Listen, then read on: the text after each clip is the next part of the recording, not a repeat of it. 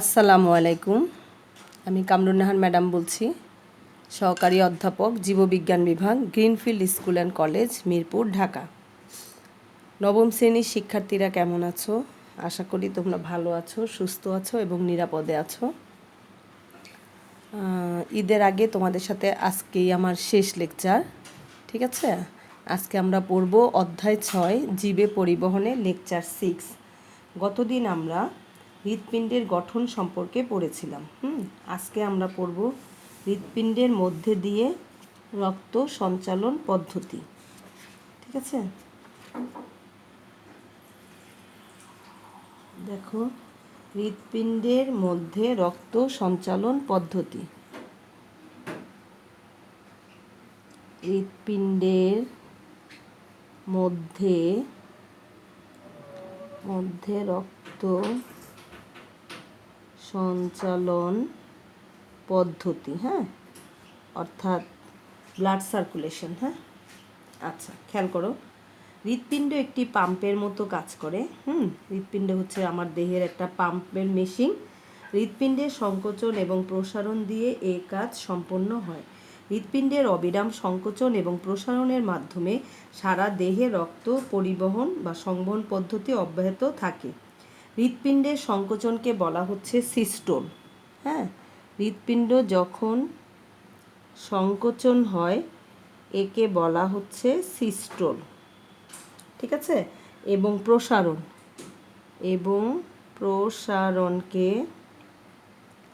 প্রসারণকে বলা হচ্ছে ডায়াস্টোল। তাহলে হৃৎপিণ্ডের সংকোচনকে বলে সিস্টোল এবং প্রসারণকে আমরা বলছি ডায়াস্টোল। ক্লিয়ার? আচ্ছা, হৃৎপিণ্ডের একবার সিস্টোল ও ডায়াস্টোলকে একত্রে বলা হয় হার্টবিট বা হৃদস্পন্দন। হার্টবিট কি? তাহলে হার্টবিট হলো একটা সিস্টোল আর হচ্ছে ডায়াস্টোল। তাহলে হার্টবিট বলতে আমরা বুঝবো সিস্টোল প্লাস ডায়াস্টোল। ক্লিয়ার? ঠিক আছে, এটাকেই বলা হয় হার্টবিট। হৃৎপিণ্ডের সংকোচন, যখন সংকোচন হবে একে বলা হচ্ছে সিস্টোল, ঠিক আছে? সংকোচন হলে ছোট হয়ে যায়, একে বলা হচ্ছে সিস্টোল। আর যখন প্রসারণ হবে, ঠিক আছে, প্রসারিত হবে, একে বলা হচ্ছে ডায়াস্টোল। এভাবে মনে রেখো। হৃৎপিণ্ডের সংকোচনকে বলে সিস্টোল এবং প্রসারণকে বলা হচ্ছে ডায়াস্টোল, আর এই দুটোকে একত্রে বলা হচ্ছে হার্টবিট।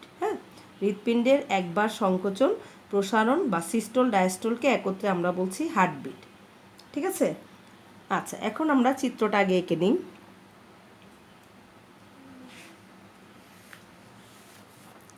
চিত্রটা একটু খেয়াল করো।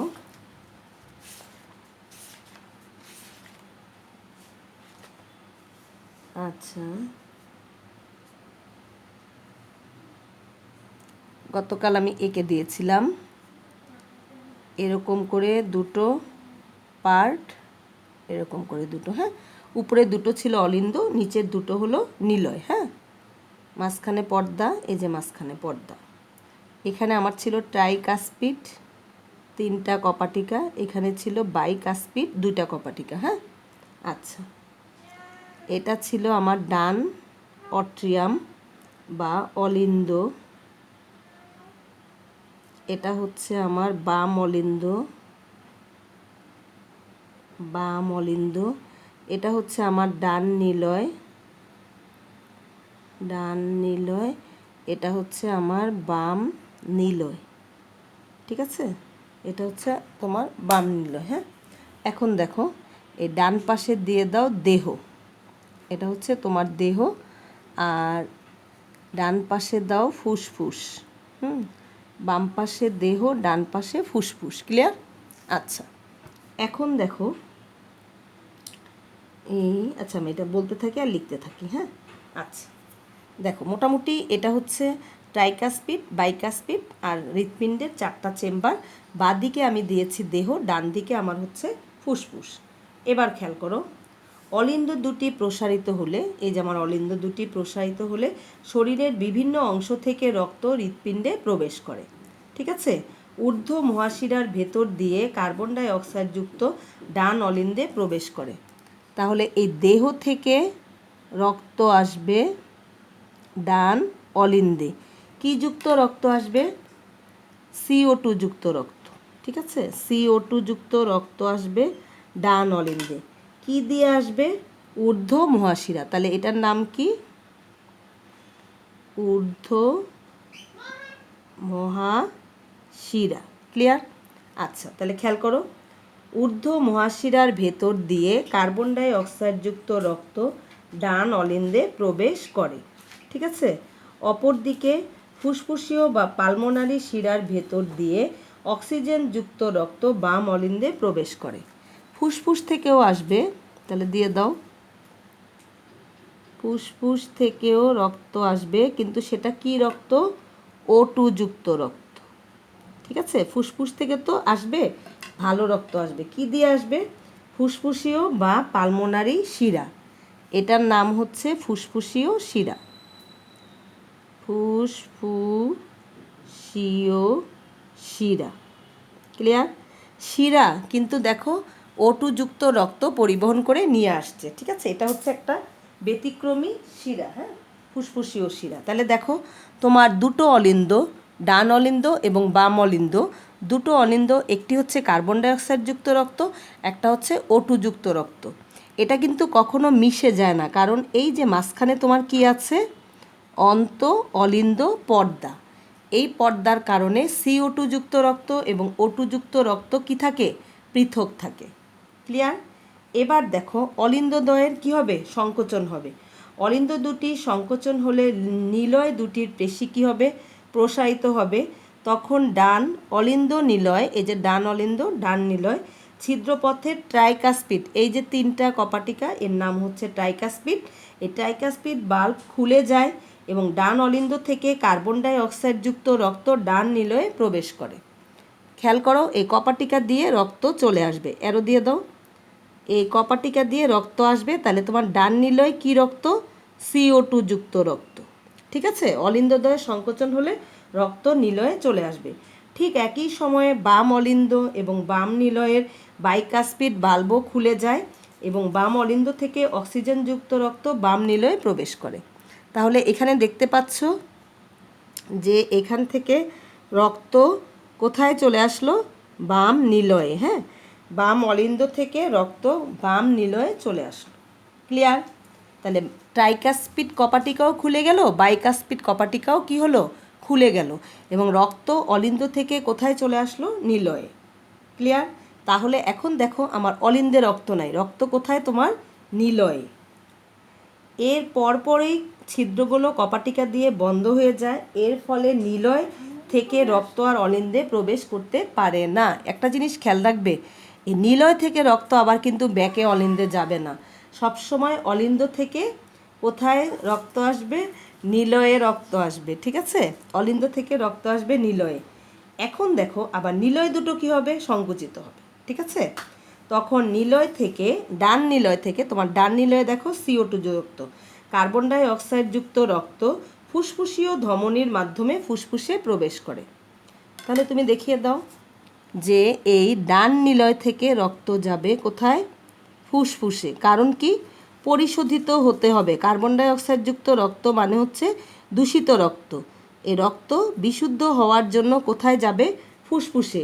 কি দিয়ে যাবে বলো? ফুসফুসীয় ধমনির মাধ্যমে।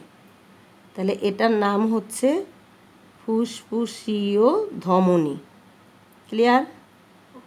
ডান নিলয় থেকে CO2 যুক্ত রক্ত ফুসফুসীয় ধমনির মাধ্যমে ফুসফুসে প্রবেশ করে, চলে গেল ফুসফুসে। হ্যাঁ, এখানে রক্ত পরিশোধিত হয়। ঠিক একই সময়ে বাম নিলয় থেকে অক্সিজেনযুক্ত রক্ত মহাধমনির মাধ্যমে, এই বাম নিলয় থেকে O2 যুক্ত রক্ত,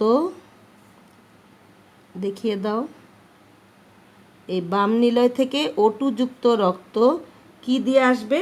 মহাধমনী। এটার নাম হচ্ছে মহাধমনী। হ্যাঁ, দেখো একই সময়ে যখন এই ডান নিলয় থেকে CO2 যুক্ত রক্ত ফুসফুসীয় ধমনির মাধ্যমে ফুসফুসে যাবে, ঠিক একই সময়ে বাম নিলয় থেকে O2 সমৃদ্ধ রক্ত মহাধমনির মাধ্যমে কোথায় হবে?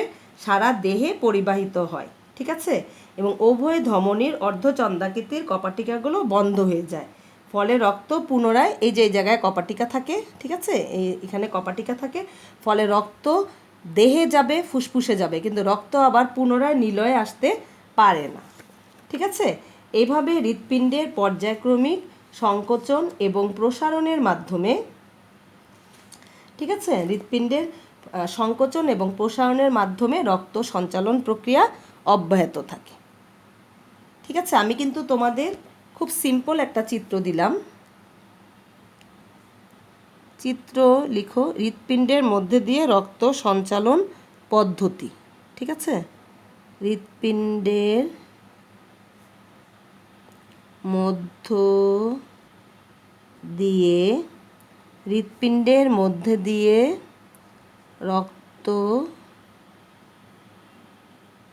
সঞ্চালন পদ্ধতি, ভেরি ভেরি ইম্পর্টেন্ট। হ্যাঁ, এই জিনিসটা হৃৎপিণ্ডের মধ্যে দিয়ে রক্ত সঞ্চালন পদ্ধতি খুব ইম্পর্টেন্ট, প্রশ্নে এটা পাবাই। হৃৎপিণ্ডের গঠন আসবে গয়ে, আর ঘয়ে আসবে কিভাবে এটা পাম্প যন্ত্রের মতো কাজ করে, তখন কিন্তু তোমাকে এই কথাটা বলতে হবে। ঠিক আছে, আমি আবার বলছি, একটু খেয়াল করো। এই চিত্রটা আমি দিয়েছি কলেজের বই থেকে। হ্যাঁ, তোমাদের বইতে তো সিস্টল ডায়াস্টল করে পেঁচানো, চিত্রটা ওইভাবে বোঝা যায় না। দেখো, প্রথমে হচ্ছে দেহ থেকে, ঠিক আছে, দেহ থেকে কার্বন ডাইঅক্সাইড যুক্ত রক্ত ঊর্ধ্ব মহাশিরার মাধ্যমে ডান অলিন্দে এসে পৌঁছায়। অপরদিকে ফুসফুস থেকে ফুসফুসীয় শিরার মাধ্যমে ওটুযুক্ত রক্ত বাম অলিন্দে এসে পৌঁছায়। এরপরে অনিন্দদ্বয় সংকুচিত হবে। অলিন্দদ্বয় সংকুচিত হলে রক্ত ট্রাইকাসপিড এবং বাইকাসপিড কপাটিকার মাধ্যমে, যেমন ডান অলিন্দ থেকে রক্ত ট্রাইকাসপিড কপাটিকার মাধ্যমে ডান নিলয়ে চলে আসে। ঠিক আছে, CO2 যুক্ত রক্ত। অপরদিকে বাম অলিন্দ থেকে O2 সমৃদ্ধ রক্ত বাইকাসপিড কপাটিকার মাধ্যমে বাম নিলয়ে এসে পৌঁছায়। ঠিক আছে, এরপরে নিলয়দ্বয় সংকুচিত হবে, এবং নিলয়দ্বয় সংকুচিত হলে ডান নিলয় থেকে CO2 সমৃদ্ধ রক্ত ফুসফুসীয় ধমনের মাধ্যমে ফুসফুসে চলে যায়। এখানে ফুসফুসে যায় রক্ত পরিশোধনের জন্য। অপরদিকে বাম নিলয় থেকে মহাধমনীর মাধ্যমে O2 সমৃদ্ধ রক্ত সারা দেহে পরিবাহিত হয়। ঠিক আছে, এভাবেই মানবদেহে হৃৎপিণ্ডের পর্যায়ক্রমিক সংকোচন এবং প্রসারণের ফলে রক্ত সঞ্চালন প্রক্রিয়া অব্যাহত থাকে। ঠিক আছে, তুমি যদি চিত্রটা আঁকতে পারো, লেভেলটা আমি যেখানে লেভেল করেছি এটা যদি তুমি মনে রাখতে পারো, বর্ণনাটা তুমি নিজেই দিতে পারবে। এবার দেখো হৃৎপিণ্ডের কাজ। হৃৎপিণ্ডের কাজ কি? রক্ত সংবহনতন্ত্রের প্রধান অঙ্গ হলো হৃৎপিণ্ড। এর সাহায্যেই সংবহনতন্ত্রের রক্ত প্রবাহ সচল থাকে। হৃৎপিণ্ডের প্রকোষ্ঠগুলো সম্পূর্ণ দ্বিধা বিভক্ত থাকায় এখানে অক্সিজেনযুক্ত ও অক্সিজেনবিহীন রক্তের সংমিশ্রণ ঘটে না। ঠিক আছে, হৃৎপিণ্ডের প্রকোষ্ঠগুলো সম্পূর্ণ কি বিভক্ত থাকায়, এই যে এখানে অক্সিজেনযুক্ত রক্ত এবং অক্সিজেনবিহীন মানে কার্বন ডাইঅক্সাইডযুক্ত রক্তের কি হয় না, কোনো মিশ্রণ ঘটে না। আমি আগেই বলেছি অলিন্দেও মিশ্রণ ঘটে না, এই যে নীলয় পর্দা আছে এখানে সংমিশ্রণ ঘটে না। এখন আমরা পড়ব বিভিন্ন ধরনের রক্তবাহিকা। রক্তবাহিকা, হ্যাঁ, যেসব নালীর ভেতর দিয়ে রক্ত প্রবাহিত বা সঞ্চালিত হয় তাকে রক্তনালী বা রক্তবাহিকা বলে। এসব নালীপথে হৃৎপিণ্ড থেকে দেহের বিভিন্ন অংশে রক্ত বাহিত হয় এবং দেহের বিভিন্ন অংশ থেকে পুনরায় হৃৎপিণ্ডে ফিরে আসে। গঠন, আকৃতি এবং কাজের ভিত্তিতে এই রক্তবাহিকা বা রক্তনালিকা বা রক্তনালী 3 ধরনের। ঠিক আছে, কি কি? ধমনী, শিরা ও কৈশিক জালিকা। একটা হচ্ছে ধমনী, একটা হচ্ছে তোমার শিরা, এবং আরেকটা হচ্ছে কৈশিক জালিকা। কৈশিক জালিকা, ক্লিয়ার? প্রথমেই আসো ধমনী। ঠিক আছে, ধমনীর ইংরেজি কি? আর্টারি। আর্টারি, হ্যাঁ। যেসব রক্তনালীর মাধ্যমে সাধারণত অক্সিজেন সমৃদ্ধ রক্ত হৃৎপিণ্ড থেকে সারা দেহে বাহিত হয়। হৃৎপিণ্ড থেকে সারা দেহে বাহিত হবে কি সমৃদ্ধ রক্ত? অক্সিজেন সমৃদ্ধ রক্ত। ক্লিয়ার? দেখো, যেসব রক্তনালীর মাধ্যমে সাধারণত অক্সিজেন সমৃদ্ধ রক্ত হৃৎপিণ্ড থেকে সারা দেহে বাহিত হয় তাকে আমরা বলছি ধমনী। কিন্তু দেখো, ফুসফুসীয় ধমনী, হ্যাঁ, ফুসফুসীয় ধমনী এর ব্যতিক্রম। এটা কি করে? হৃৎপিণ্ড থেকে CO2 যুক্ত রক্ত ফুসফুসে পৌঁছে দেয়। অতএব তোমাকে যদি আমি বলি একটি ব্যতিক্রমী ধমনীর নাম বলতে, তখন তুমি আমাকে বলবে মিস ফুসফুসীয় ধমনী। কিন্তু এটা ছাড়া আর সব ধমনী কি করে? হৃৎপিণ্ড থেকে সারা দেহে বাহিত হয়। ঠিক আছে? আচ্ছা, এরপরে চলে যাও ধমনীর প্রাচীর 3 স্তর বিশিষ্ট। হ্যাঁ, ধমনীকে আমরা যদি কাটি, এর 3টা স্তর দেখতে পাবো: tunica externa, tunica media, tunica interna. ঠিক আছে? ধমনীর কয়টি স্তর? 3টি স্তর। একটার নাম কি? Tunica externa, tunica externa. তারপরে হচ্ছে টিউনিকা মিডিয়া, মিডিয়া মানে তো জানোই মধ্যে। হ্যাঁ, আর 3 নাম্বারটা হচ্ছে টিউনিকা ইন্টারনা, ইন্টারনা। ক্লিয়ার? তাহলে ধমনীর স্তর কয়টি? 3টি। এখান থেকে তোমার কিন্তু MCQ আসে। হ্যাঁ, এই যে 3টি স্তর, ধমনীর 3টি স্তর। ঠিক আছে? ধমনীর 3টি স্তর: tunica externa, tunica media, tunica interna. ঠিক আছে? এক্সটার্না মানে বাইরের দিক, এটা যোজক কলা দিয়ে তৈরি, বাইরের স্তর। মিডিয়া হচ্ছে অনৈচ্ছিক পেশি দিয়ে তৈরি, আর ইন্টারনা হচ্ছে সরল আবরণী কলা দিয়ে তৈরি। ঠিক আছে? একটু মনে রেখো। ধমনীর প্রাচীর পুরু ও স্থিতিস্থাপক। ধমনীতে কপাটিকা থাকে না। ঠিক আছে? এর থাকে না, এর নালীপথ হচ্ছে সরু, ধমনীর প্রাচীরটা একটু মোটা। হ্যাঁ, হৃৎপিণ্ডের প্রত্যেক সংকোচনের ফলে দেহে ছোট বড় সব ধমনীতে রক্ত তরঙ্গের মতো প্রবাহিত হয়। ঠিক আছে? এতে ধমনীগাত্র সংকুচিত বা প্রসারিত হয়। ধমনীর এই স্ফীতি এবং সংকোচনকেই আমরা কি বলি? নাড়ী স্পন্দন। তাই না? আমরা বলি না যে নাড়ী স্পন্দন দুর্বল হয়ে গেছে, হয়ে গেছে। ধমনীর ভেতর রক্ত প্রবাহ, ধমনী গাত্রের সংকোচন, প্রসারণ এবং স্থিতিস্থাপকতা নাড়ী স্পন্দনের প্রধান কারণ। হাতের কবজির ধমনীর ওপর হাত রেখে নাড়ী স্পন্দন অনুভব করা যায়। হ্যাঁ, এই যে এই জায়গায় তুমি যদি হাত দাও, এরকম করে তুমি দেখতে পাবে। ঠিক আছে? এখানে তুমি হাত দাও, তোমার হাতের এই যে হাত আঙ্গুল, ঠিক এই জায়গাটায় তুমি যদি হাত দাও, তাহলে নাড়ী স্পন্দন বুঝতে পারবে। হ্যাঁ, একেই আমরা বলি। অনেক সময় দেখবে ডাক্তার এখানে হাত দিয়ে দেখে। এটা যদি খুব একদম না পাওয়া যায়, তখন বুঝতে হয় শরীর দুর্বল হয়ে গিয়েছে অনেক। হ্যাঁ, আচ্ছা, এরপরে আমরা চলে যাই শিরা। ধমনী গেল, এবার হচ্ছে শিরা। শিরার ইংরেজি হচ্ছে ভেইন। অনেক সময় শুনবে ডাক্তার বলে যে ভেন খুঁজে পাচ্ছে না, স্লাইন দিবে বা কিছু করবে। হ্যাঁ, তখন ভেন খুঁজে পাচ্ছে না। দেখো, যেসব নালী দিয়ে রক্ত দেহের বিভিন্ন অংশ থেকে হৃৎপিণ্ডে ফিরে আসে তাদের বলা হয় শিরা। দেহের বিভিন্ন অংশ থেকে হৃৎপিণ্ডে আসবে, তাহলে সে কি যুক্ত রক্ত বহন করবে? CO2 যুক্ত রক্ত। হ্যাঁ, এরা ধমনীর মতোই সারা দেহে ছড়িয়ে থাকে। শিরাগুলো সাধারণত দেহের বিভিন্ন স্থানের কৌশিক নালী থেকে আরম্ভ হয় এবং এরকম অসংখ্য নালী একত্রে সূক্ষ্ম শিরা, উপশিরা, অতঃপর শিরা এবং মহাশিরায় পরিণত হয়ে হৃৎপিণ্ডে ফিরে আসে। শিরার প্রাচীর ধমনীর মতো 3 স্তর বিশিষ্ট। হ্যাঁ, শিরাতেও আমরা এরকম 3টা স্তর পাবো। ঠিক আছে?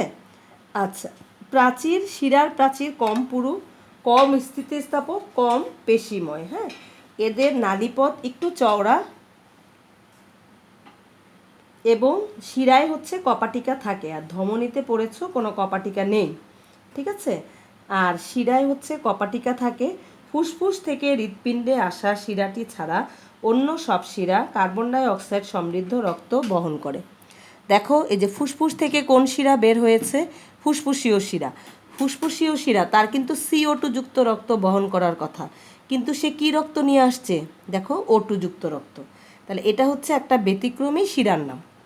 মনে রাখার সুবিধা আছে, ব্যতিক্রমী শিরা ফুসফুসীয় শিরা, ব্যতিক্রমী ধমনী ফুসফুসীয় ধমনী। হ্যাঁ, আচ্ছা, আর হচ্ছে রক্ত পরিবহন করে হৃৎপিণ্ডে নিয়ে আসে।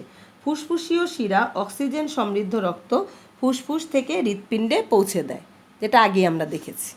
ঠিক আছে, আজকে আমি এ পর্যন্তই রাখবো। আগামী দিন কৌশিক জালিকা থেকে শুরু করব। আজকে যে পড়ালাম এর মধ্যে ইম্পর্ট্যান্ট হচ্ছে, ভেরি ভেরি ইম্পর্ট্যান্ট, শুধু ইম্পর্ট্যান্ট না, হ্যাঁ, হৃৎপিণ্ডের মধ্যে দিয়ে রক্ত সঞ্চালন পদ্ধতি, এটা অনেক ইম্পর্ট্যান্ট। আর এখান থেকে পড়বে ধমনী ও শিরার তুলনা। হ্যাঁ, ধমনী ও শিরার তুলনা করো, এটা তোমাকে পড়তে হবে, ধমনী ও শিরার তুলনা করো। আর উপরে হচ্ছে হৃৎপিণ্ডের মধ্যে দিয়ে রক্ত সঞ্চালন পদ্ধতি। ঠিক আছে, তোমরা সবাই ভালো থেকো, সুস্থ থেকো। তোমাদের সাথে ঈদের পরে আবার দেখা হবে। সবাইকে ঈদ মোবারক। আল্লাহ হাফেজ।